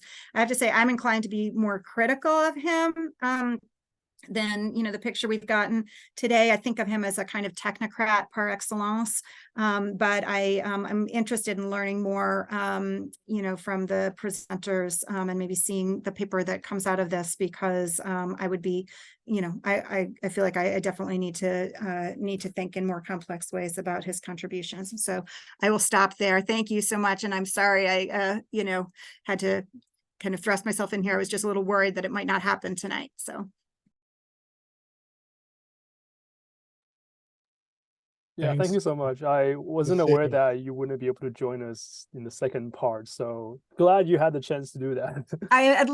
I'll be very passive if not, because it's family all over the place, and I haven't been home since 7 this morning, so it's And sorry that you had to rush through that really excellent. No worries. Thank you. I appreciate it. A very nice summary and encapsulation of a lot of the threads that were weaving the threads between what were in many ways very different presentations. So it's amazing your ability to partially on the fly sort of synthesize these papers together into a sort of coherent set of ideas and propositions. Calvin or Gerardo, is there anything else you wanted to say before closing off this first session? I hope everyone can join us for the second session, and we'll have more of an open discussion then. But I will try to, but I you so cannot much. entirely promise. I try to, but probably more listening also. Okay. Yeah, no, yeah. In any case, thank you so much for all this paper, for the comment of Sigrid. I take Thank the you, Sigrid. advantage of the moment to make some to spam some of the works in which, for example, Sigrid and Calvin are implicated. This special issue that you found on the chat on radical science movements, if you are interested, and thank you so much. We can close now this section, and I hope to see almost all of you in the next one. Thank you. Thanks. Bye. Thanks so much. And now I totally see in the email that you'd put me in the second session, and I was just following I was looking at the schedule, the what do you call it, the program, so I missed that. No problem at all. Thank you. No problem. Sigrid, perhaps you could send us a link to this journal article of yours. Oh, sure, I'd love to do that. you. I'm going to make a note to myself to do that. It's going to happen later, but I would love to. Thank you. Thank you so very much. Thank you for the comments. Thank you for the organizers. Thank you. Yeah, thank you, organizers, and see you all soon. Thanks. Bye.